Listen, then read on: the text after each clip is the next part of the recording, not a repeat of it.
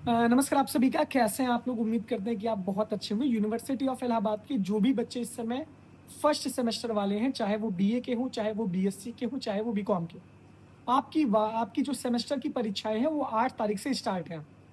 हम बार-बार ये कह रहे हैं कि अब आपके पास गिने-चुने हुए मुश्किल से 1 हफ्ते का समय बचा हुआ है। आपके प्रैक्टिकल एग्ज़ाम्स चल रहे हैं। सैटरडे, संडे कल यूनिवर्सिटी बंद रहेगी 28, 29 29 और 30 क्योंकि सैटरडे, संडे है। फिर आपके पास 1 तारीख का समय है। 1 तारीख से लेकर के फिर 1 हफ्ते के बाद आपकी मंडे से आपकी फिर से परीक्षाएँ हो जाएँगी 8 तारीख से। तो आपके पास बिल्कुल भी समय नहीं है। पलक झपकाएँगे और 8 तारीख आ जाएगी। किसी की परीक्षाएँ 9-10 को हैं, किसी की परीक्षाएँ 11-12 को होंगी, जो भी चीज़ें हैं। सबसे बड़ा इस समय आपके लिए ये ज़रूरी है कि हम एक इनिशिएटिव स्टार्ट करें कि मैक्सिमम तो हम आपको एक समझा देंगे। एक पूरा जैसे कि सब्जेक्ट का जो एक व्यू होता है, वो मैं आपको दे दूँगा। जैसे मेरा फ़िलॉसफ़ी रहा है, मेरा हिंदी रहा है, मेरा एंशिएंट हिस्ट्री रहा है मेरे बीए में। कुछ और बच्चे जो अच्छे पढ़ने वाले हैं, जिनका संस्कृत रहा, जिनका एजुकेशन रहा है, जिनका पॉलिटिकल साइंस रहा है, तो एक ओवरव्यू मैं आपको दे दूँगा कि ये सवाल आपके पेपर में हिट कर सकते हैं। सवाल वही रहेंगे, सवाल बहुत बदलने वाले नहीं हैं। शॉर्ट आंसर का फॉर्मेट बदल जाएगा, लॉन्ग वाले सवाल वही डिक्टो का डिक्टो आएँगे। लिखना आपको है सबसे इम्पोर्टेंट बात। स्ट्रैटेजी पे बात करते हैं क्योंकि आप लोग बहुत हल्के में इस परीक्षा को ले रहे हैं और हल्के में आप बिल्कुल भी इस परीक्षा को मत लीजिए। गेस्ट पेपर का तो मैं वादा नहीं कर पाऊँगा, लेकिन आपको ऐसा मैं कुछ ट्रिक बता दूँगा, ऐसी टेक्निक बता दूँगा कि उससे आपकी राह बहुत आसान हो जाएगी। दूसरी बात ये है कि ये पूरा वीडियो आप बहुत ध्यान से देखिएगा। Telegram channel Allahabad university express से आप जुड़ जाइए। पूरी की पूरी कवरेज यहीं से आपकी चलेगी। बीकॉम वालों के लिए भी मैं कुछ हेल्प कर दूँगा। बीएससी वाले बच्चों के लिए भी अगर कोई टीचर मिलेगा तो मैं उससे एक ओवरव्यू टाइप का वीडियो बनवा दूँगा कि आपको थोड़ा-सा उससे मदद मिल जाएगी। आपने जितना पढ़ा है, अब वो समय है उसका एट लास्ट सबका रिवीजन करने का। मान लीजिए कि एक हम स्ट्रैटेजी बता रहे हैं, आप इस हिसाब से पढ़ेंगे तो कल्याण आपका हो जाएगा। मान लीजिए कि आपका पेपर 10 तारीख को है, 10 को आपका एक पेपर है और दूसरा पेपर आपका 15 तारीख को है। आपको ये पता है कि दूसरे सब्जेक्ट का पेपर, कि एक सब्जेक्ट का एक ही पेपर हो रहा है। जैसे मान लीजिए कि आपका बीएससी है, बीएससी मैथ्स के अंदर 3 पेपर आते हैं, रियल एनालिसिस, ओडी और ज्योमेट्री 3 पेपर आते हैं। तो तीनों पेपर का एक सब्जेक्ट का एक पेपर बनेगा, यानी तीनों पेपर मिलाकर एक पेपर बनेगा 3 घंटे का। मान लीजिए कि आपका फिलॉसफी है, फिलॉसफी में इंडियन मतलब एडमिनिस्ट्रेटिव एथिक्स और इंडियन फिलॉसफी, ये 2 पेपर होते हैं। पहले होता था अलग-अलग होता था, लेकिन ये दोनों पेपर मिला करके अब एक पेपर हो गया, यानी कि फिलॉसफी का सिर्फ एक ही पेपर 3 घंटे का मेजर वाले बच्चों का। माइनर वालों का तो फिर ऑब्जेक्टिव होगा। माइनर वाले बच्चों की परीक्षा 21, 22, 23 में है। बीकॉम की शायद 21 को है, 22, 23 को शायद बीए वाले बच्चों की परीक्षाएं है। माइनर में सबसे बड़ा चैलेंज है कि आपको पढ़ना पड़ेगा, कॉन्सेप्ट आपको समझना पड़ेगा। छोटी-छोटी चीज़ें आपसे पूछी जाएँगी। जब तक आप अपने किताब को रिवीजन नहीं किए होंगे, तब तक आप कैसे कर पाएँगे बताइए? मान लीजिए चारवाक मान लीजिए जैन फिलॉसफी है या न्याय फिलॉसफी है, न्याय का प्रत्यक्ष प्रमाण क्या है, इसके बारे में पूछ लेंगे। कुछ टर्मिनोलॉजी पूछ लेंगे, शॉर्ट आंसर में आप फँस जाएँगे। तो ये बात है। इस बार का पेपर का पैटर्न काफ़ी अलग होने वाला है और सबसे बड़ा चैलेंजिंग आपके लिए ये होने वाला है कि आपको स्पीड भी मेंटेन करनी है। आपको स्पीड के साथ-साथ दोनों पेपर, तीनों पेपर को एक साथ तैयार करके जाना है। आपके पास बहुत टाइम नहीं है। प्रॉपर 3 घंटे के अंदर दोनों पेपर को मिला करके एक पेपर बनेगा, शॉर्ट आंसर आएगा, लॉन्ग आंसर आएगा। आप कैसे लिखोगे? लिखने की प्रैक्टिस आपको करनी पड़ेगी। बिना लिखे आपके दिमाग में ऐसा सवाल सेट होना चाहिए कि मान लीजिए कि एक पेपर है। पहले हम ऐसे सेट करवाते थे कि मान लीजिए 5 सवाल लॉन्ग आते थे। लॉन्ग 5 सवाल आए, तो आधे-आधे घंटे का मैं सेटअप कराता था बच्चों को कि आप 35 मिनट इस पे दीजिए, 35 मिनट इस पे दीजिए, 30-30 मिनट दीजिए, 1 मिनट 1 पेज आपका 6 मिनट में भरे। ये स्ट्रैटेजी होनी चाहिए। मान लीजिए एक पेपर आपका 10 पे है, तो आप एक काम ये करिए कि अब आपके पास समय नहीं है। आप एक-एक दिन में आपका 3 सब्जेक्ट होगा, 2 सब्जेक्ट आपका मेजर होगा, 1 माइनर आपका होगा। बीकॉम वाले बच्चों का अलग स्ट्रैटेजी अपना बना लीजिएगा। आपका जो पेपर बाद में है, उसको आप 2 दिन में कल खत्म कर डालिए। 29 और 30 को आप पढ़ डालिए। सारा का सारा रिवाइज़ कर डालिए।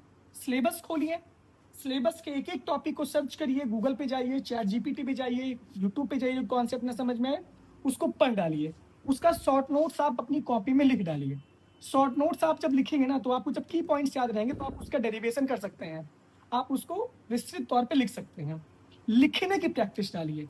सत्यनारायण भगवान की कथा की तरीके से आपके सामने ऐसे मोबाइल खुली है और आप ऐसे पढ़ ले रहे हैं, कभी लेट के पढ़ रहे हैं, कभी उठ के पढ़ रहे हैं, कभी इधर कभी उधर। इस तरीके से जब आप पढ़ेंगे ना, तो आपके दिमाग में चीजें आएंगी नहीं यार। आप जब तक किसी चीज को पढ़िए और जब तक आप लिखिए ना, तब तक आपके दिमाग में घुसेगा नहीं। आप चीजों को पढ़िए, उसका शॉर्ट नोट्स बनाइए, फिर दोबारा आप लिखने की प्रैक्टिस करिए कि आप लॉन्ग आंसर लिख पा रहे हैं कि नहीं लिख पा रहे हैं। मान लीजिए कि एक सवाल है, एक हम एंसेंट की बात कर लेते हैं, आर्कियोलॉजी।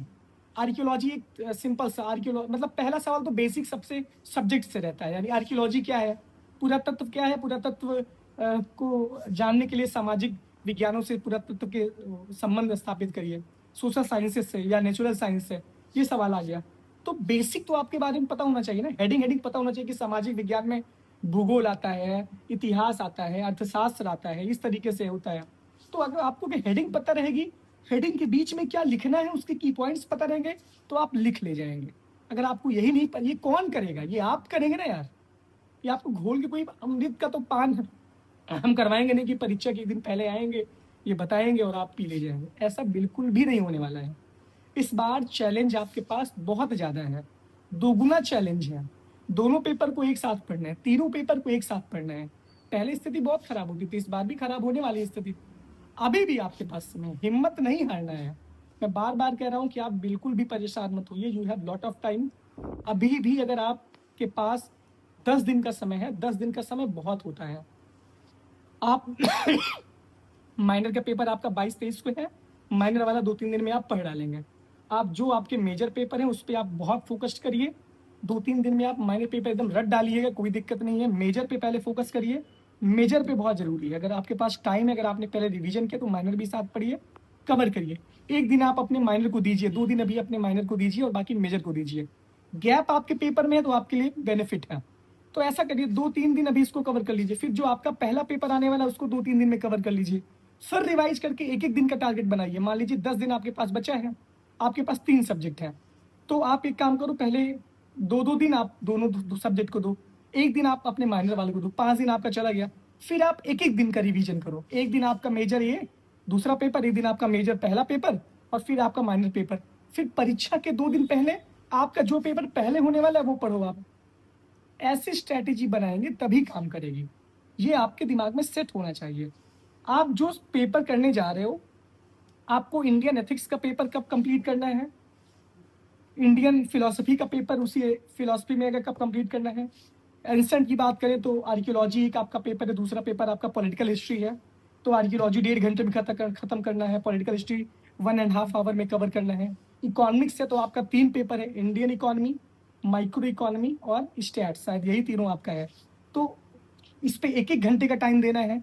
एक एक घंटे में क्या क्या सवाल आएंगे, कौन सा पोर्शन मजबूत करना है, कौन सा पोर्शन पे कम देना है, किस पे तेज लिखना है। स्पीड बहुत इंपॉर्टेंट करेगी।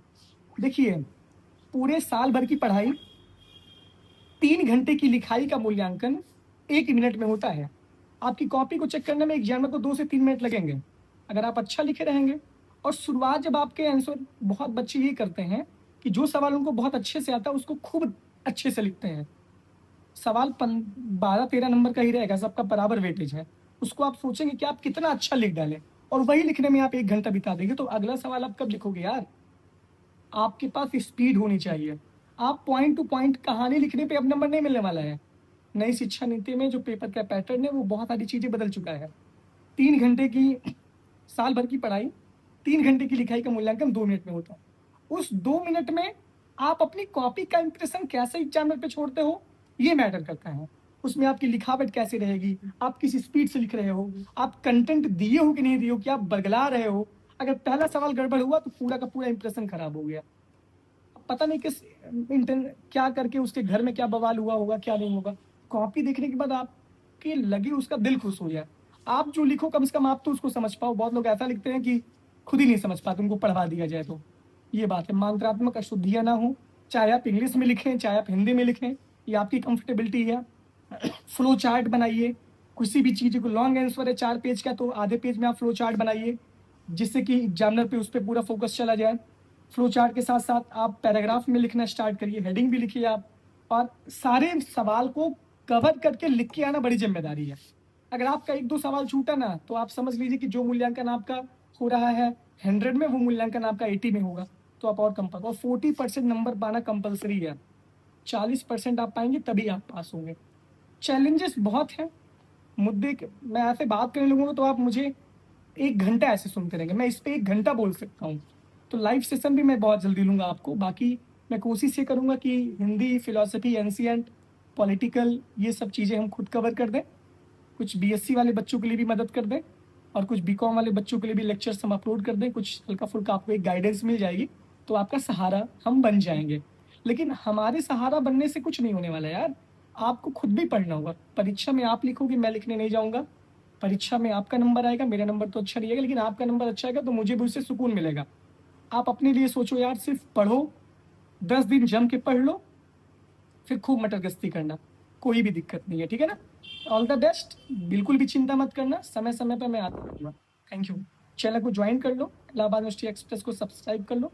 Thank you.